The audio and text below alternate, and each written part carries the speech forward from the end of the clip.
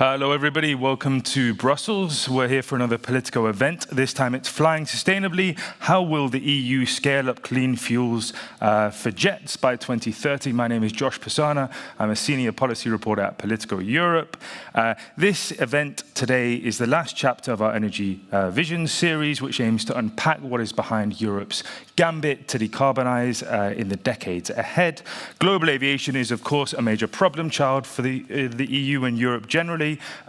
Global aviation has boomed 83% between 2005 and 2019 in terms of passenger kilometers.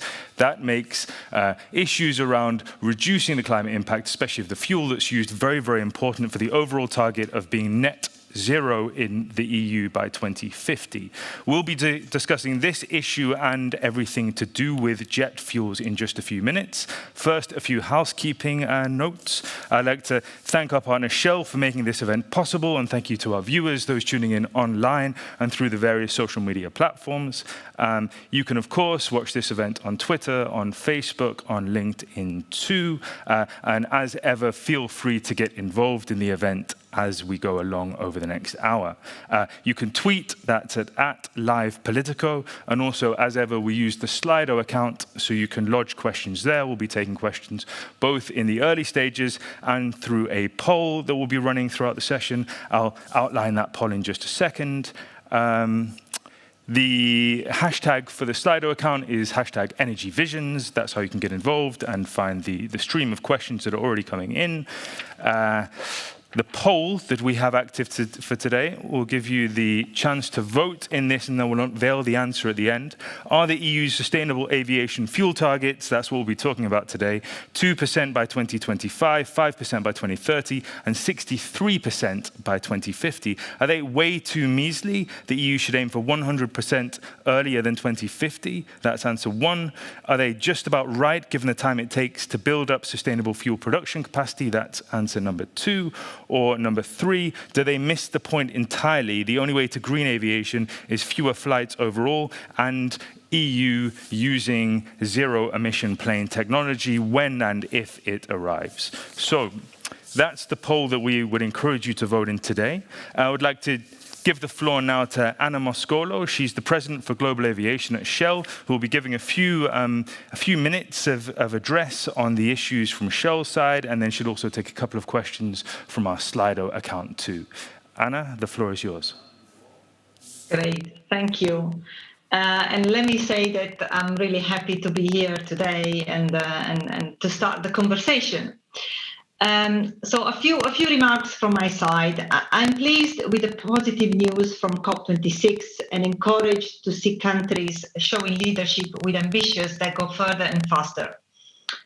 I'm hopeful governments will agree to extend policies to all sectors of the economy that cause worldwide emissions and expand their focus from national emissions. As you rightly said, aviation is a sector where emissions account for around 3% of the world global emissions. And one such sector that needs support on emissions is indeed aviation. Aviation is fundamental to the world economy, supporting $3.5 trillion or 4.1% of the world's GDP. But aviation, as we just said, is also one of the fastest growing sources of greenhouse gas emissions, currently accounting for 3% of the world annual carbon emissions. The industry has the characteristics that are common for a hard to decarbonize sector, and this is important to remember. You have long asset lifespans, high energy dependency, and difficulty to electrify. The aviation sector is also fiercely cost competitive, with fuel accounting for a significant share of airline costs, creating a challenge for the sector's decarbonization. Shell believes the aviation industry can and needs to achieve net zero emission by 2050, but this will only be possible with a sectorial approach, where government, businesses, and civil society work together to achieve real and meaningful progress. Fit for 55, released this summer, provides for a robust framework to make this happen. We support the sectoral approach taken by the EU to decarbonize sectors such as aviation and to meet the overall goal of achieving climate neutrality by 2050. To accelerate the pathway to net zero, the aviation industry will need to use multiple levers to decarbonize. The industry has made progress, improving operational efficiencies to reduce fuel consumption by enhancing aircraft technology. But as the sector grows, more is needed to meet the decarbonization goals.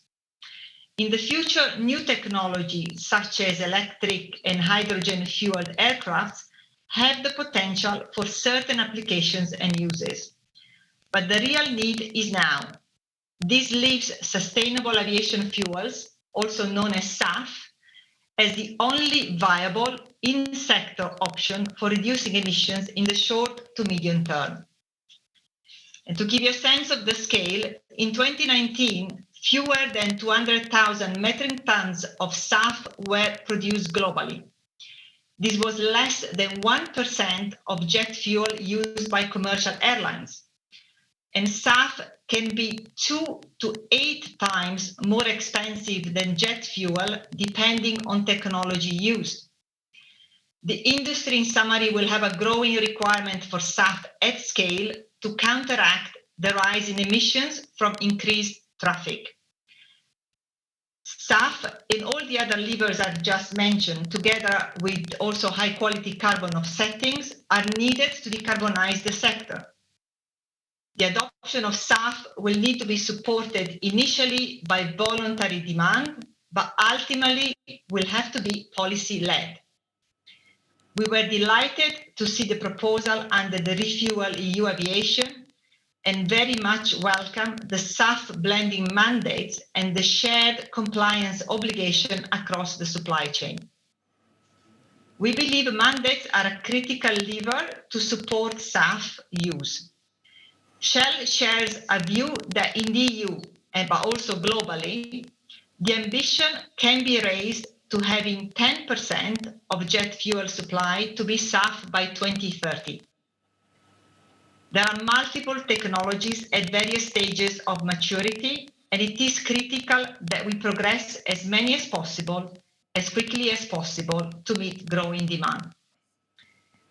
To meet the ambitious mandate levels, we believe greater feedstock flexibility is needed. For example, initially including recycled carbon fuels as acceptable feedstock for SAF will help drive confidence to invest in the production, de-risk technology pathways, and at the same time support the development and deployment of advanced fuels. Policy should offer comprehensive solutions, so incentives should be introduced alongside mandates to drive price stability and help overcome the SAF affordability challenge the aviation industry is facing. Such approach should be truly balancing by encouraging investment in supply and stimulating demand at the same time. Shell believes that price support mechanisms are also needed. For example, tax credits or contracts for difference, as well as direct fiscal support in the form of grants and loan guarantees. Policymakers have a very important role to play, and in Shell, you have a partner for change. Shell aims to produce around 2 million tons of SAF a year by 2025 globally. To put that in context, that is over 10 times the total amount of SAF produced globally today. By 2030, we aim to have at least 10% of our global aviation fuel sales as SAF. Our production ambitions, together with our supply deals, the benefits of operating one of the most extensive refueling networks in the world, as well as our knowledge, expertise, and scale in the industry, do position us strongly to support the decarbonization of aviation. To deliver on these ambitions, we are already taking actions, and here in Europe. We are already supplying DHL Express with SAF at Schiphol Airport. We are working with partners to supply more customers and investing for the long term in production facilities and emerging technologies. For example, and I'll give you only a couple of examples at this stage, but happy to take that also in the questions. In the Netherlands, we are building one of Europe's biggest biofuel plants at our energy and chemical park in Rotterdam. And together with Enerchem, still in the Netherlands, we are exploring the opportunity to produce SAF from waste. We are also exploring production of SAF from green hydrogen and biomass at our energy and chemical park in Rhineland, in Germany, and from green hydrogen and recycled carbon dioxide with Vattenfall, Lufthansa and SAS in Sweden. There is a lot that companies like Shell can do as a business, and I hope this was giving you only a flavor at the moment.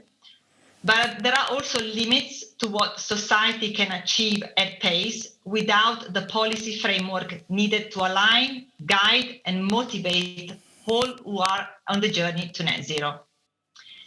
As such, the combined application of legislative initiatives in Fit for 55 should ensure every major economic sector has a viable pathway to net zero that is consistent with 2050 climate neutrality goals. And at Shell, as a company that has committed to reach net zero by 2050 in step with society, we will play our part. And together we can achieve great things in the aviation sector. Like powering the world's first passenger flight flown on a partial blend of sustainably produced synthetic kerosene from Schiphol to Madrid. This pilot was a result of Shell's work with KLM and the Dutch Ministry of Transport earlier this year. So it is essential to have conversation like the one we're going to just have today. And it is even more essential to continue working together and taking actions together if the world wants to achieve the goal of the Paris Agreement. Thank you. Understood. Thank you, Anna. I think in your short speech just then, you answered a few of the questions we've already had streaming in on the Slido platform. Nevertheless, there are big, important points, somewhat technical as well. For example, one question we got just a few minutes ago is, why should we push for SAF's sustainable aviation fuels from waste oils or biofuels when these fuels are responsible for land use emissions when they are made and when they are burnt? Yeah, so I think, first of all, when we're looking at SAF, we believe that you will have to use SAF from very different technologies. So from bio-SAF, which is a technology which is available today at the scale, to power to liquid, waste to jet, alcohol to jet, so more synthetic SAF. Now, to get us started, we need to start from the technology we have available, the HEFA technologies, which uses used cooking oil, tile oil, vegetable oils, is one that is available today. And at Shell, in our chemical and energy park in the Netherlands, we plan to start from waste and residue feedstocks and then moving into more 100% wastes and advanced feedstocks. Now, what is important to say is that all of these feedstock need to comply to the strictest sustainability criteria. So that's almost a basic fact. So all the feedstock that are used today, they need to be fully certified. And the starting point is that it should not compete with land and with food.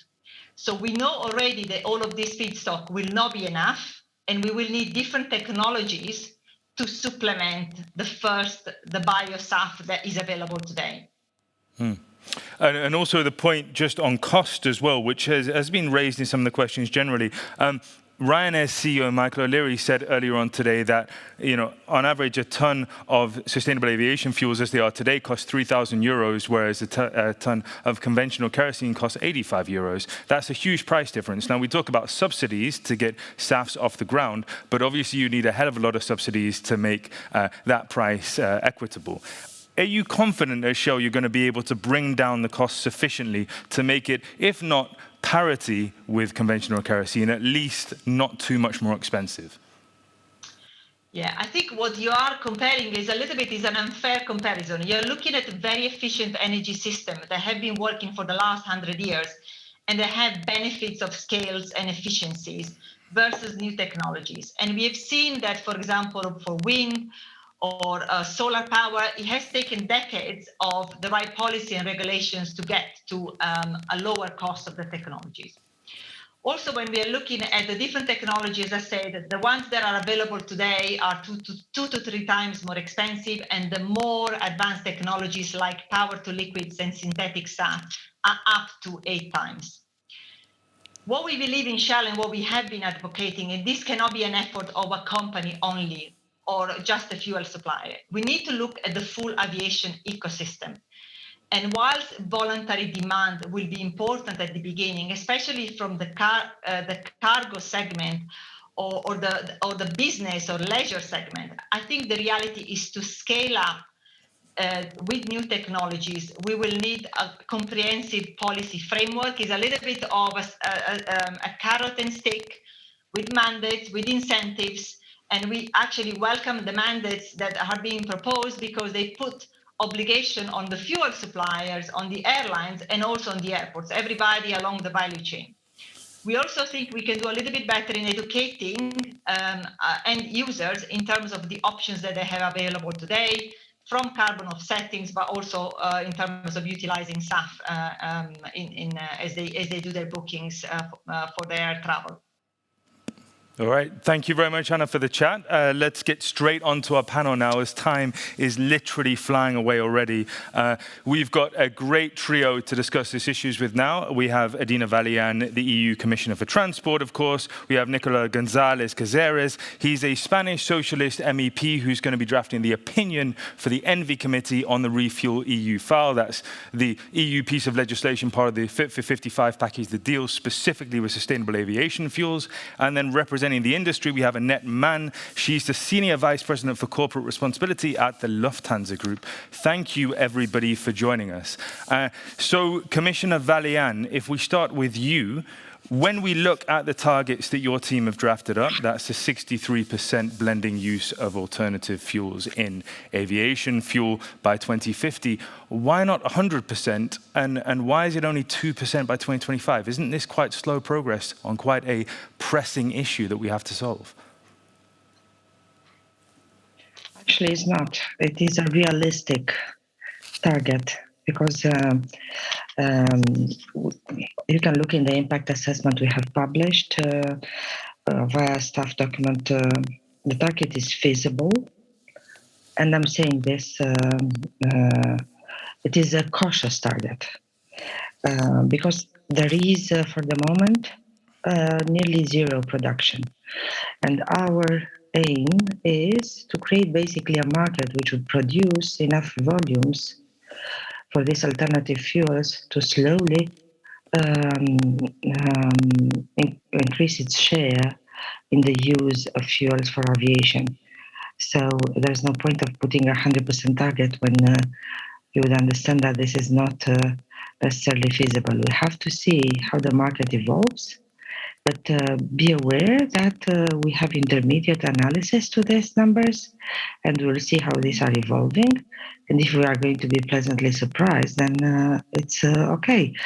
If not, I would say the targets in itself, it's a novelty because we have to have mandatory targets, especially to break the chicken and egg dilemma.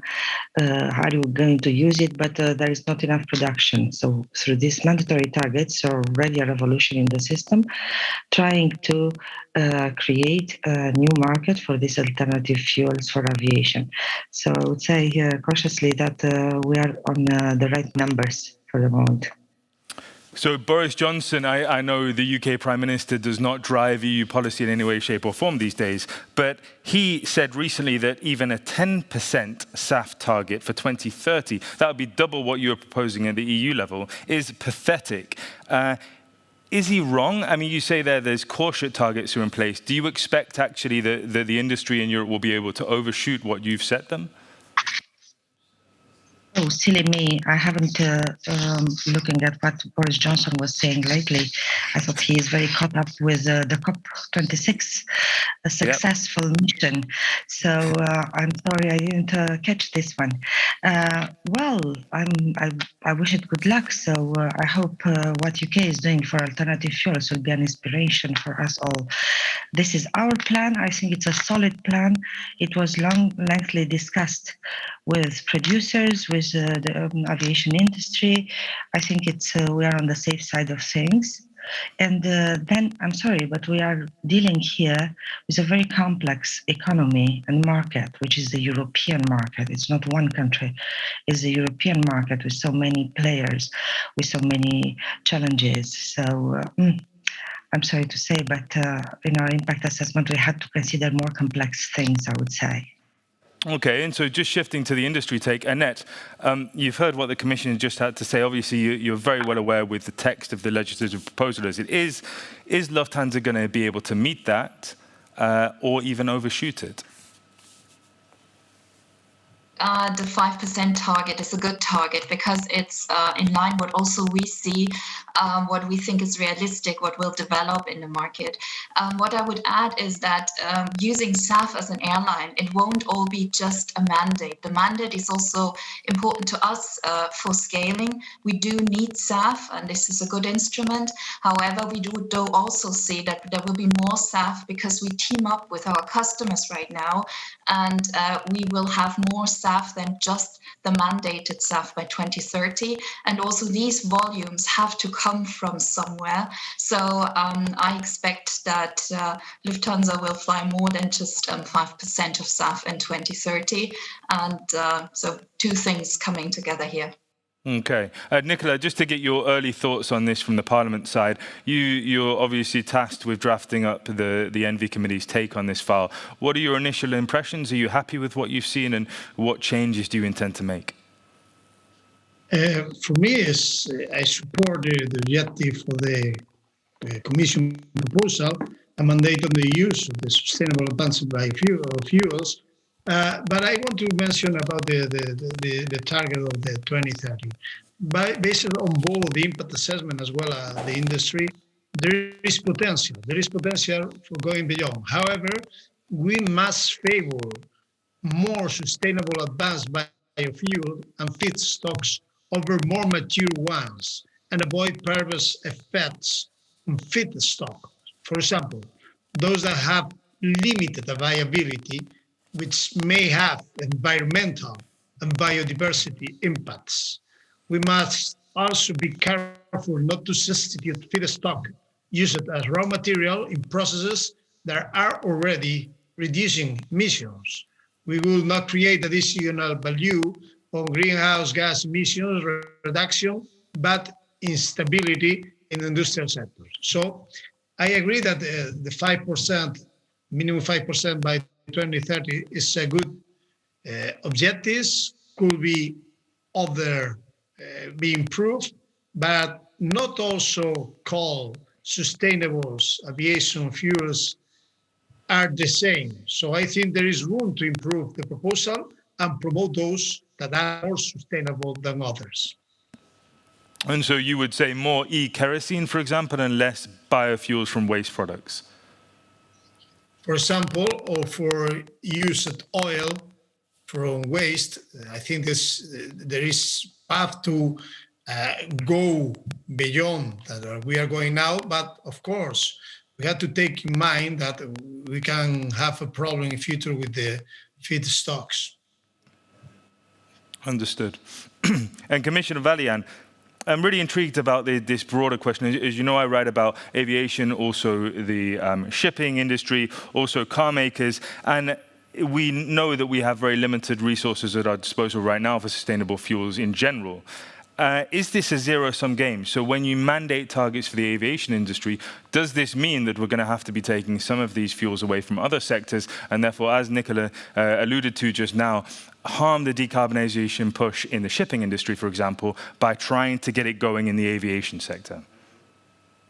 Listen, this is a valid worry, and that's why something we are all the time saying that we should not cannibalize in between transport modes for sustainable fuels. But when we are proposing this refuel aviation, first and foremost, to understand that we have to favor the most environmental sustainable ones. With the most environmental performance, meaning at least 65% greenhouse gas emissions reduction comparing with traditional kerosene. Plus, we understand that some of them would need to have, are more striving, like the one you have mentioned, the e-fuels. So that's why we are indicating a sub-mandate for this type of fuels. Because these are only about to reach the economic, the commercial scale. They are very expensive currently, but I would say they have a very impressive scale-up capacity. So that's why, for example, we insist on this sub-mandate for e-fuels. What regards the biofuels, this we said absolutely that they have to be sustainable biofuels. Exactly, not to respond to the worries of use of land or so on and so forth. So we are not going to commit the errors from past in supporting something which is not sustainable. And again, I would say I'm not picking winners, but I think e-fuels are very competitive for this area. And that's why we are giving a sub-mandate for e-fuels. Just a word on investment, because the investments needed to expand the sustainable alternative fuels production capacity by 2050 are around or more than 10 billion euros. And this is needed for the adaptation of existing production plants to produce SAF, and also for the construction of new SAF production plants. So this shows that we are thinking towards the future and the needs of the industry to produce new things, not to try to use what is already on the market and used by other transport modes.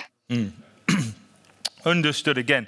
Annette, when you review this legislation from the Commission side, and obviously we're in the co-legislation period where changes can be made now, what do you think you need at Lufthansa, one of Europe's major airline groups, to make this work, to decarbonize quickly?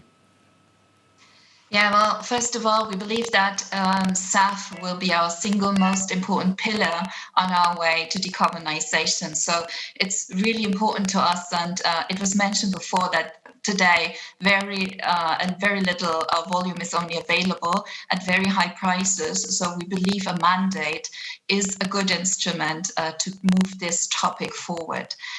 Secondly, Lufthansa has committed just last week to set a science-based targets to bring us in line with the Paris Agreement. And the ones of you more familiar with that, you will know that also here SAF plays a vital role, because without SAF, such science-based targets wouldn't be achievable for us as a global airline. And so when we calculate how to achieve such a science-based target, we actually need also this 5% of ambition for 2030. So we have no interest of making this any smaller. And we think within Europe, this is absolutely fine, and we're happy with the mandate. We have one issue still we would like to have some improvements on.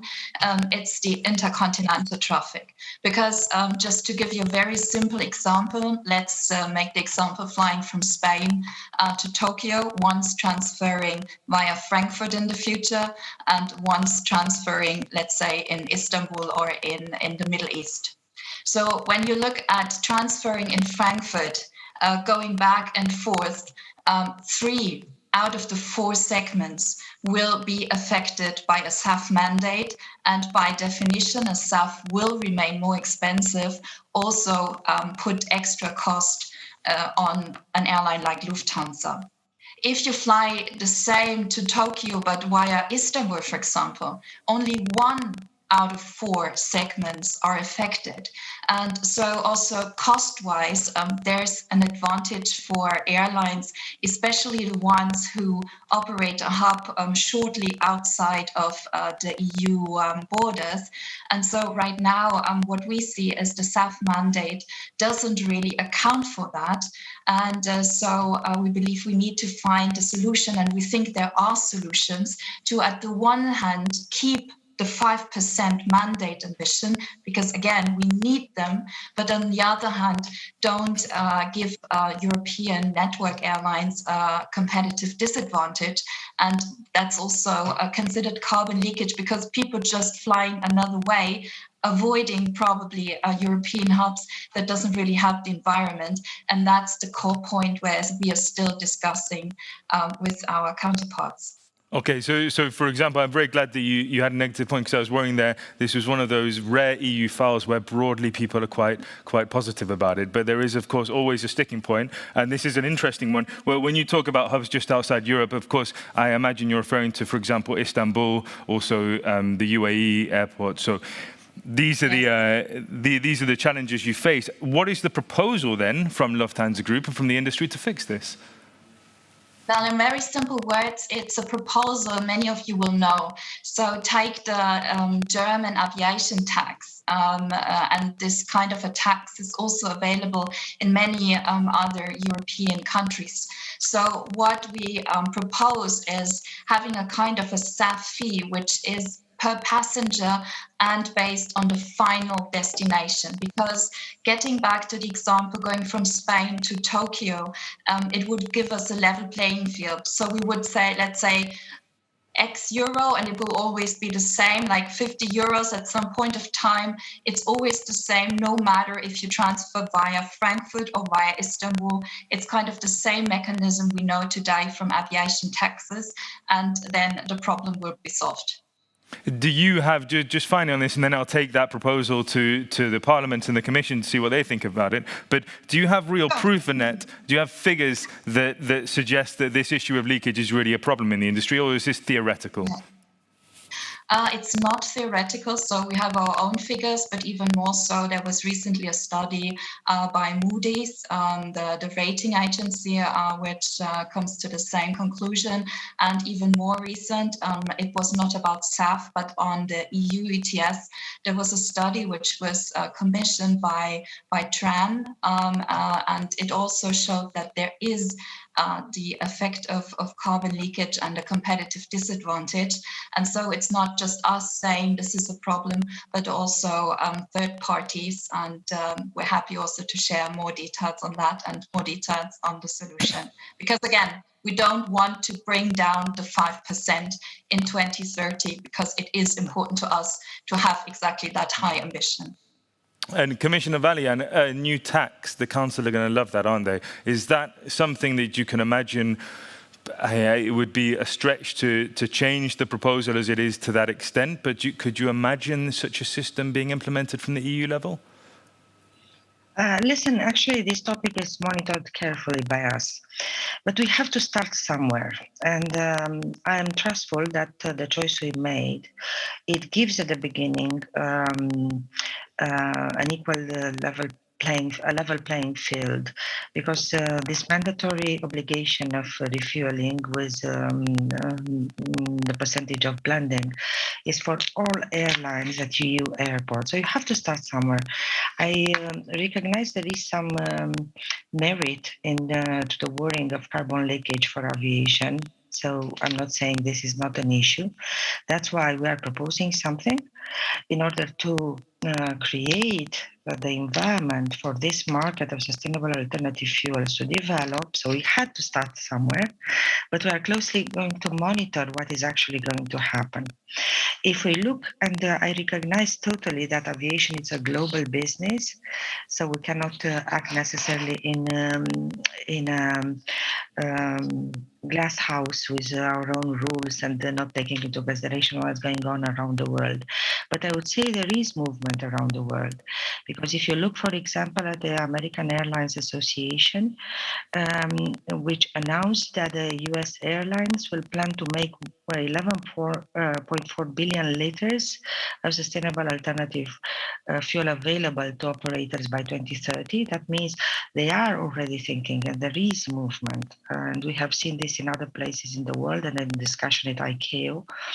Everyone is recognizing the impact of aviation on the emissions in the world, and there is a lot of commitment which was expressed through various papers and associated airlines. If you look at Destination 2050, at the recent IATA Net Zero commitments, or the ATAG Waypoint 2050, so you'll see that the industry itself recognizes something has to be done.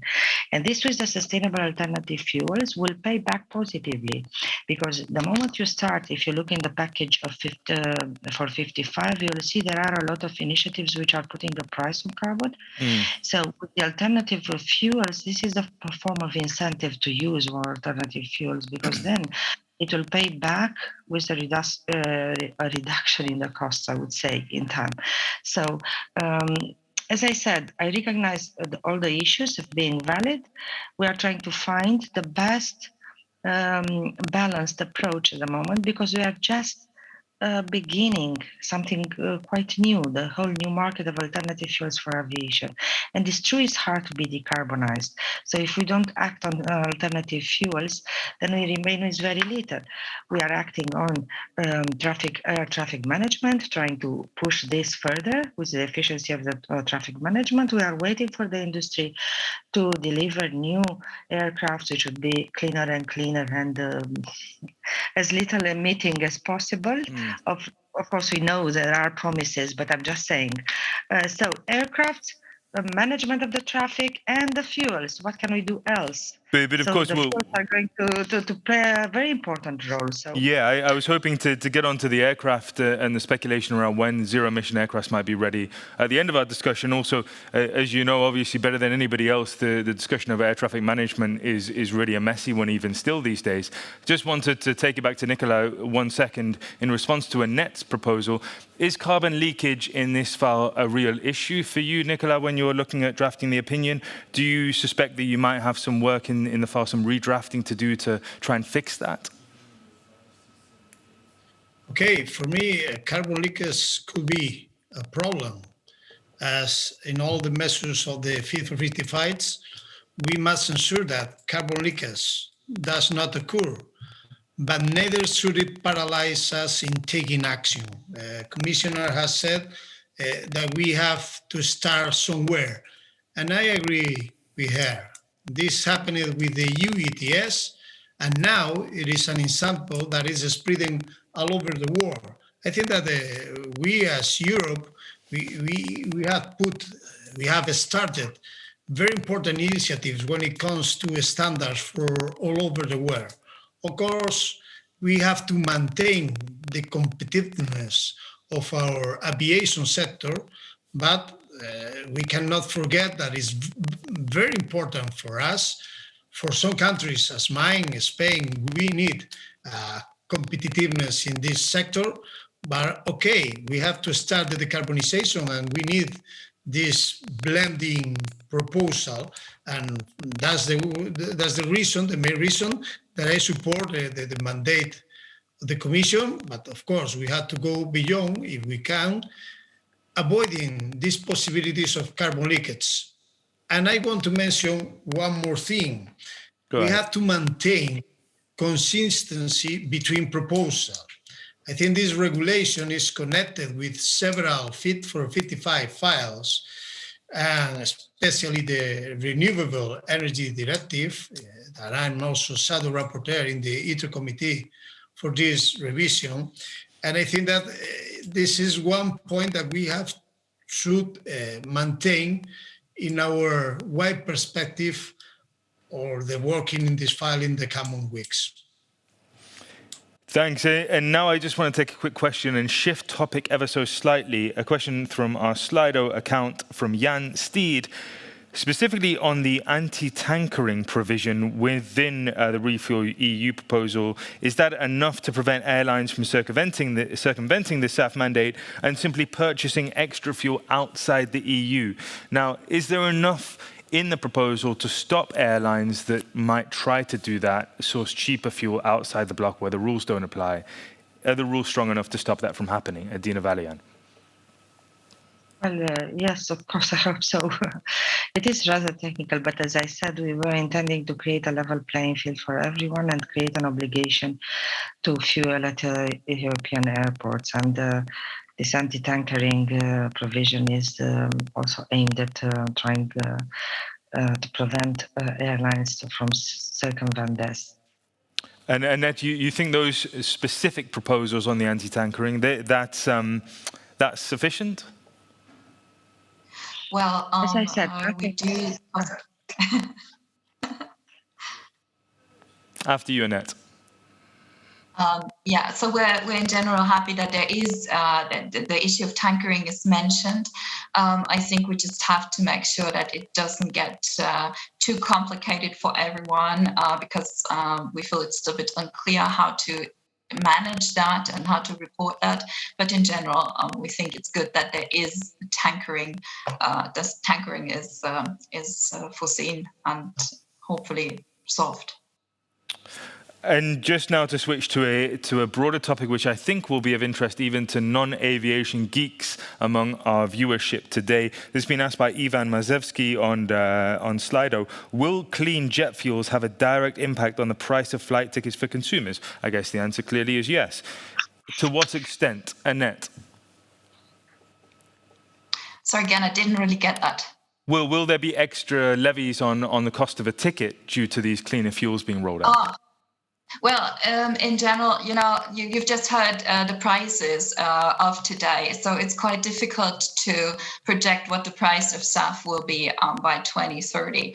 When we take all together everything what's now planned in the Fit for 55 package, on Lufthansa Group alone, we have projected about 15 to 20 billion of extra cost accumulated until 2035. If you're a bit familiar with Lufthansa Group, in our record years, we had profits of about 3 billion.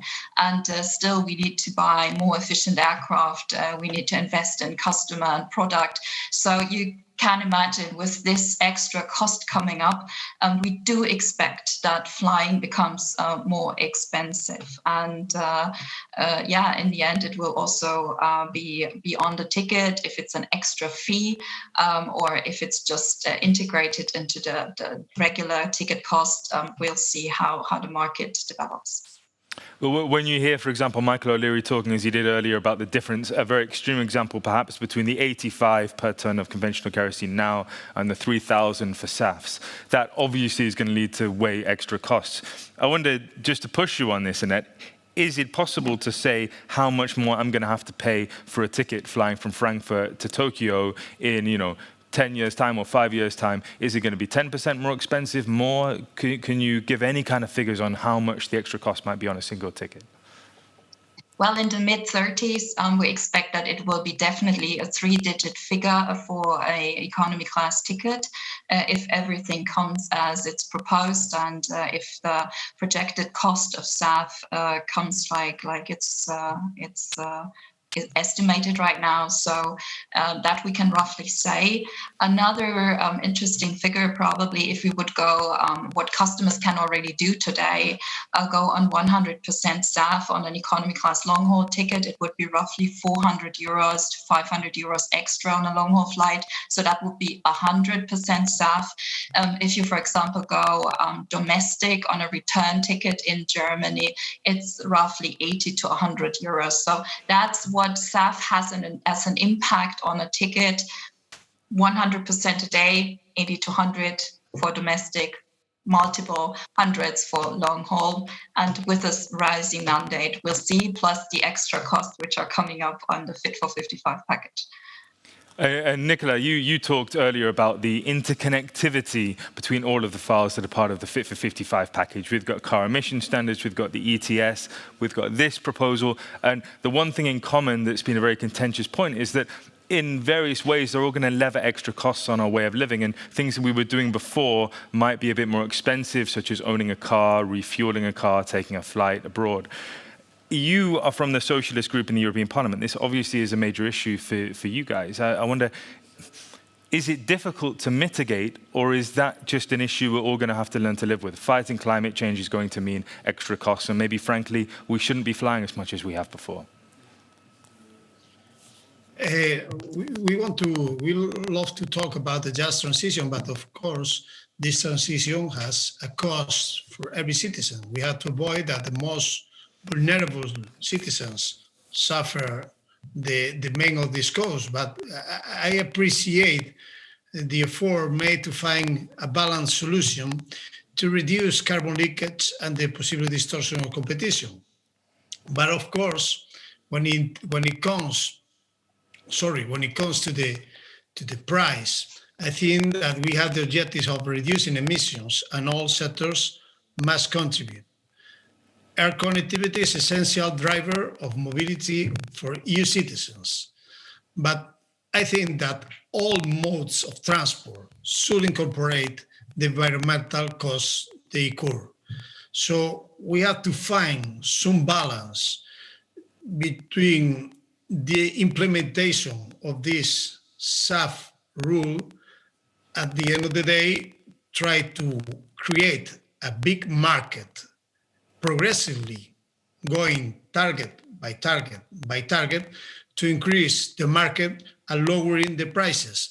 But of course, we need a necessary combination of market instruments that we have, like the EU ETS, the energy transition, of course, and the promote a market for a SAF.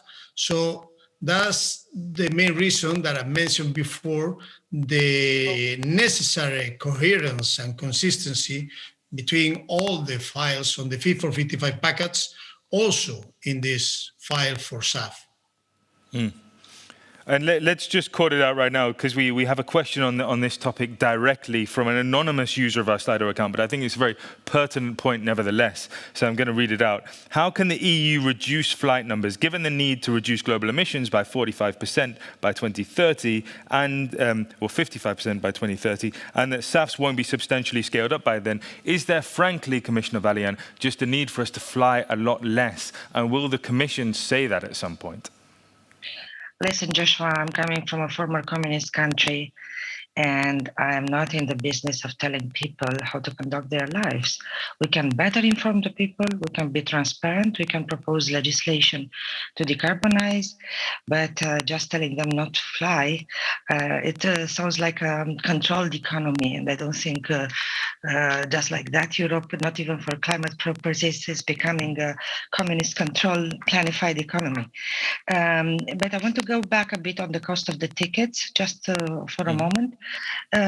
Because, for example, this links with your first question, why we didn't put higher mandatory targets, because exactly higher mandatory targets in a scarce availability of these fuels would have mean a huge spike in the prices. And this is exactly another argument why our targets are this way designed.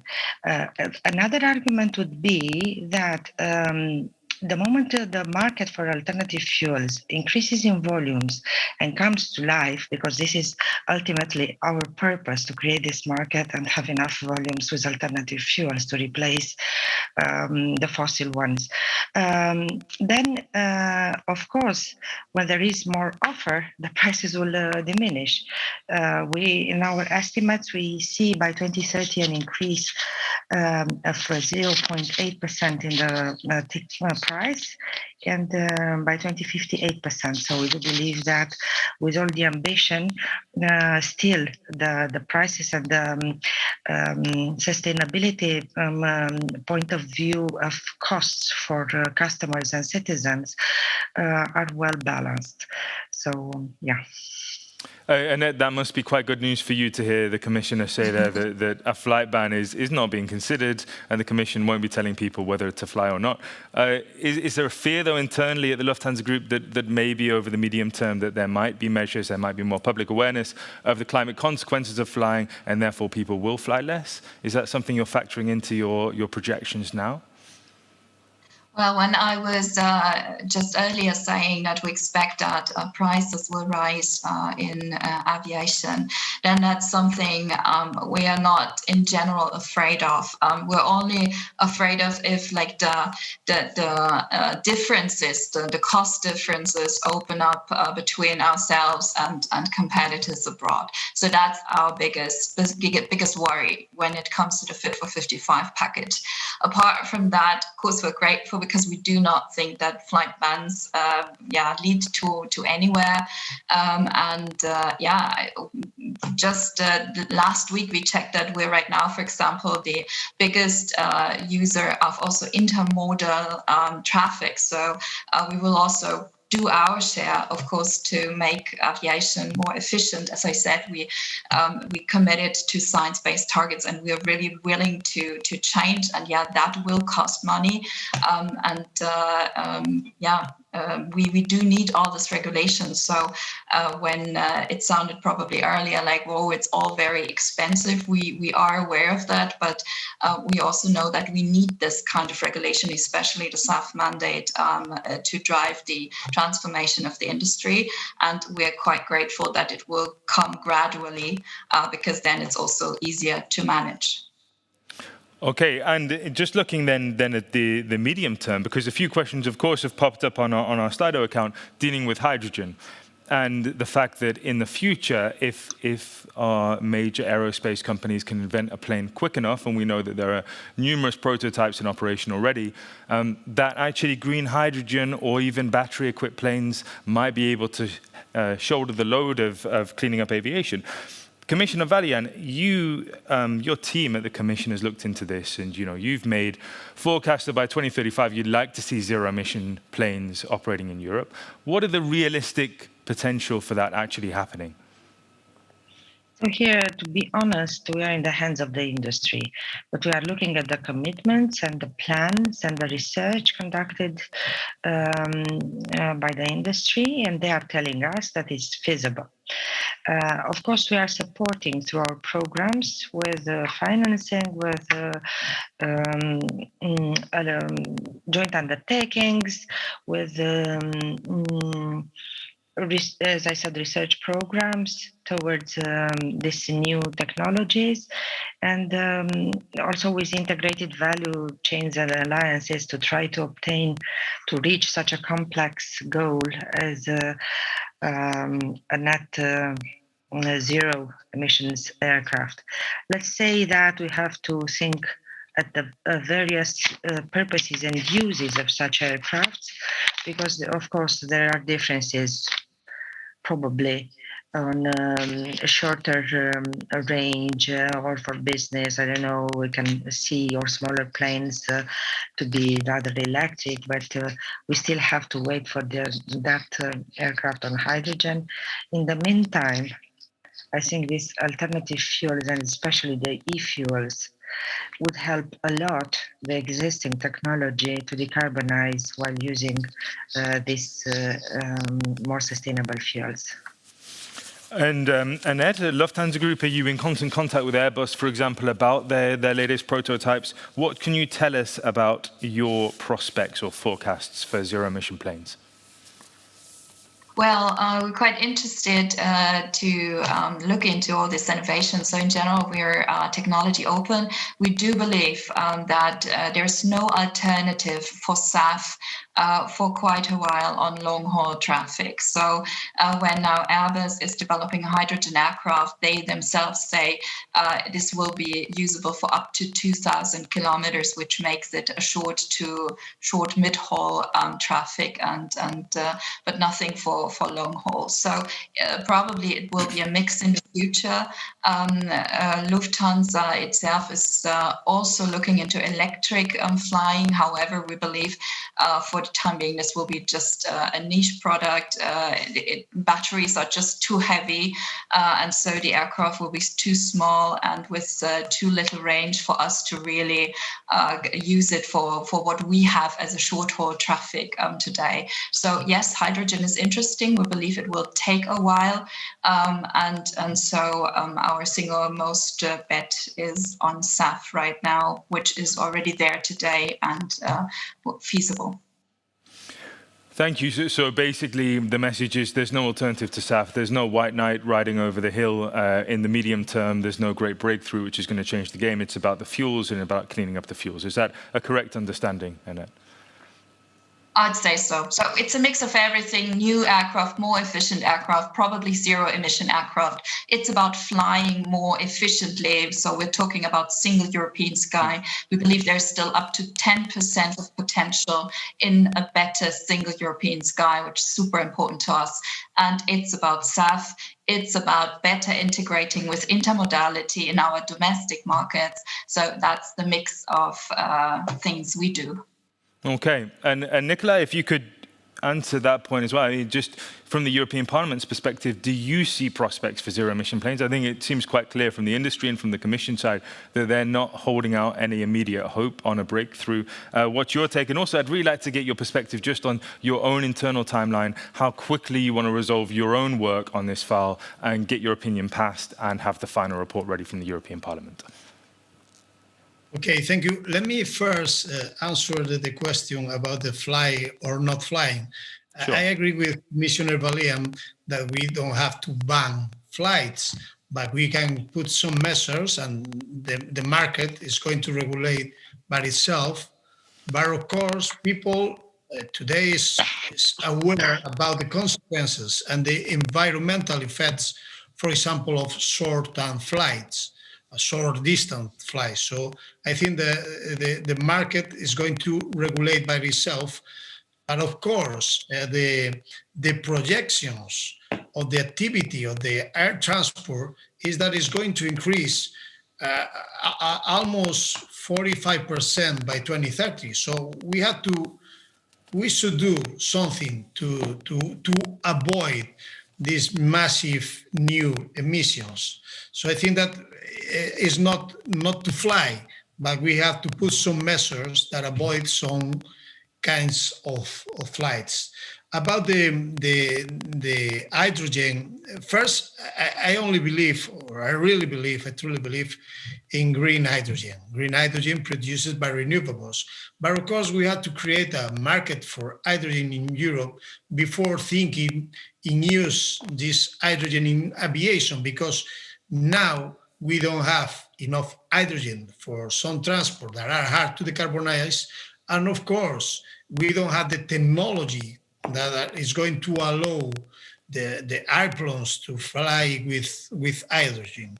I think that it's important to include measures to support and promote the zero emissions plans and developments such as hydrogen and electric propulsion, but I think that is not in the long and medium term. In long and medium term, we have SAF, and we have to promote SAF, but of course, in a truly sustainable way, avoiding the thing that I said at the beginning, the use of feedstock with perverse effects in other fields.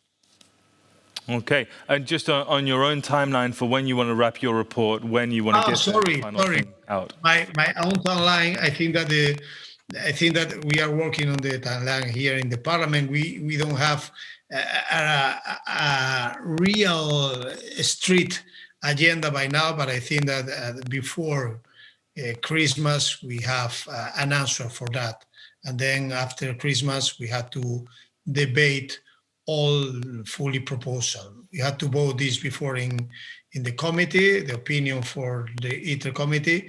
But of course, I think that we have some news, very important news at the end of this month and the beginning of December.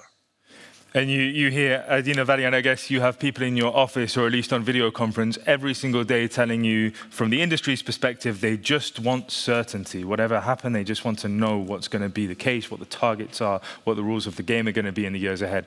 Therefore, would you have any appeal to Nicola directly and generally to our viewers about when you want this file passed and what the timeline should be for getting it done?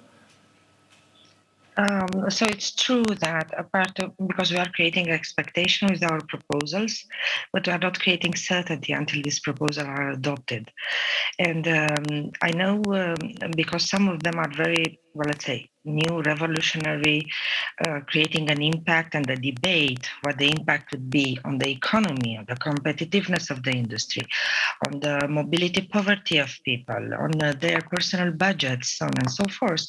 I think a lot of debate is going to be ahead, but what it is important is to have this debate because people have to participate and engage with this through their representatives, both in the parliament and in the council, to make sure that whatever we decide, it's solid, it's supported, or else it won't last or it won't be applied. Or people will turn against us and say, you are deciding on things which are affecting our lives and our way of life without a proper consultation. So I am not in the business of hurry up, even though there is a climate crisis and we need these measures, but also we need a very solid and large solid discussion and a large consensus behind all these measures for our citizens in Europe to feel that they are part of this new future and that they are not excluded from the debate. That's great. I think that's a really nice way to leave the debate today. One final question for all three of you. I'm going to put you on the spot. The US is back open for business. Hopefully, we're not going to go back into lockdowns. If all of you could fly to one place now, where would it be? And you have to fly, no train trips. You have to take a flight. Annette, where would be your destination? The US, I mean. Well, it could be anywhere. Anywhere. Well, I still have a 1 week on the Maldives open as which I couldn't do before the lockdown. So I think that would be my place to go for diving. Sounds great. Nicola? Oh, I want to go, for example, to Nepal and see the Himalayan mountains, but it's like a dream. Now we only have to thinking in travel for work, and for me is travel to Spain and come back. This is my real travel these days. Nepal is a nice dream to have too. That's a great one. And Commissioner Valian, finally. Well, I understand that Annette got a voucher and she was not reimbursed exactly for her trip to Maldives. Where I would fly back home in Bucharest, because this is a destination from Brussels you cannot reach by train.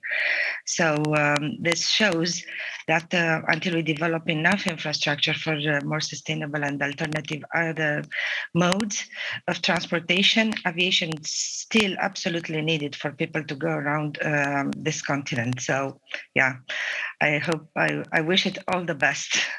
Yeah, and Bucharest is a very beautiful city too, and that's, I think, a really nice way to end it. I said that before, but that is on the subject of Bucharest and the persistent debate about shift to rail. But thank you for the conversation today.